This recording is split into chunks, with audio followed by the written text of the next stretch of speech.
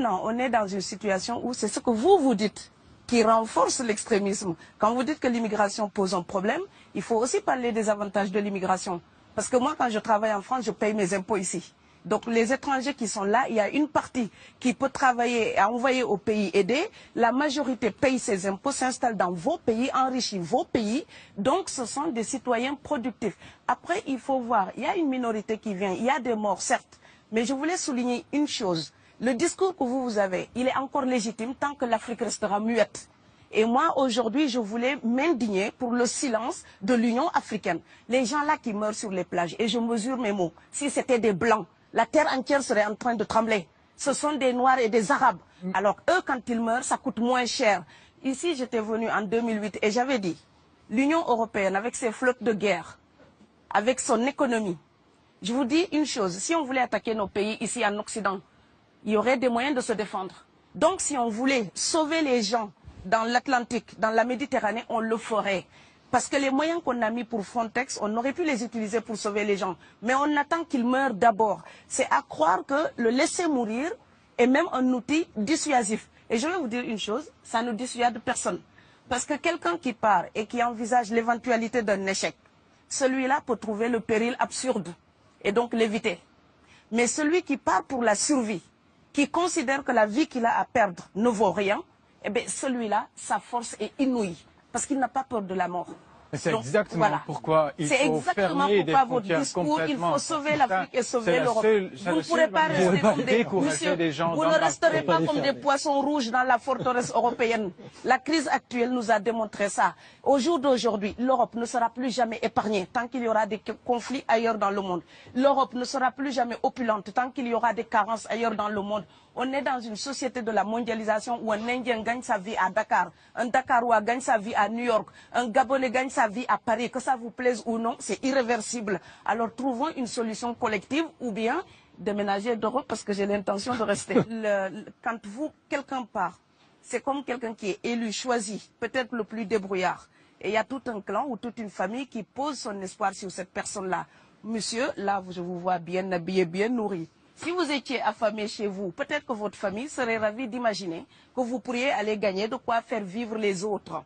Donc c'est aussi une solidarité qui est en œuvre. On laisse partir quelqu'un, on compte sur lui. Vous allez me laisser terminer. Et Schengen, entre guillemets Schengen, ça me permet d'être invité aux Pays-Bas, monsieur, donner des conférences dans vos universités. Quand ils trouvent que mon cerveau est convenable, là, ils l'utilisent.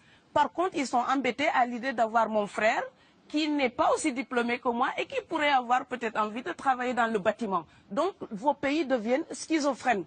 On ne peut pas trier les gens comme ça avec les étrangers utiles et les étrangers néfastes. Et la deuxième chose que je veux dire aussi, c'est que les Européens, là, on voit des Africains qui viennent, d'accord? Ce mouvement, ce déplacement de population, on le voit. Mais on ne voit pas le mouvement des Européens allant vers les autres pays.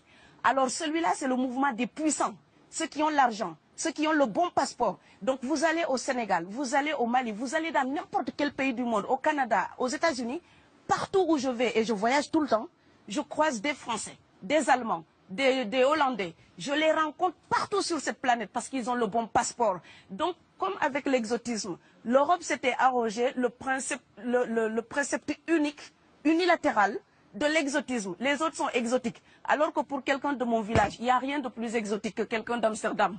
Maintenant, pour l'étranger aussi, pour les voyages des temps modernes avec la mondialisation, quand les pauvres viennent vers vous, il y a des mouvements de foule qu'il faut bloquer. Mais quand vous, avec votre passeport et avec toutes les prétentions que cela donne, vous débarquez dans les pays du tiers-monde, là, vous êtes en terrain conquis. Donc, on voit les pauvres qui se déplacent, on ne voit pas les riches qui investissent dans nos pays.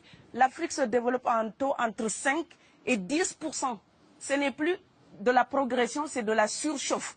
Sauf que quand des pays du tiers-monde se développent et qu'ils n'ont pas les moyens, pour gérer tout ça, il faut une ingénierie, il faut une formation, il faut des populations pour installer une démocratie. Là, cette surchauffe-là, vous avez besoin qu'on reste dominé pour servir de débouché à l'industrie européenne. Alors il faut arrêter l'hypocrisie. On sera riches ensemble, on va se noyer tous ensemble.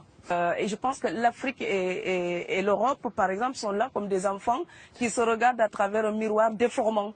Il serait enfin temps qu'ils se respectent, enfin qu'elles se respectent suffisamment pour que l'Europe arrête de nous envoyer ses déchets industriels pour construire avec nous de véritables industries, pour que l'Europe participe à ce développement et que l'Afrique, 60 ans après les indépendances, arrête de dire c'est la faute des autres. Au bout d'un moment, indépendance, c'est responsabilité. Si nous sommes vraiment indépendants en Afrique, nous sommes aussi responsables de notre destin. Et ça ne se fera pas sans les Européens et l'Europe ne s'en sortira pas sans l'Afrique parce que sinon nous serons un boulet que vous traînerez. Donc ce monde-là est lié et je pense que l'entente, je rêve d'une entente, d'une fraternité. Oui, je sais, ça fait bisounours. Mais il me faut garder cette utopie-là pour garder le courage d'écrire toutes les nuits. Parce que j'ai fait le vent de l'Atlantique il y a bientôt 12 ans.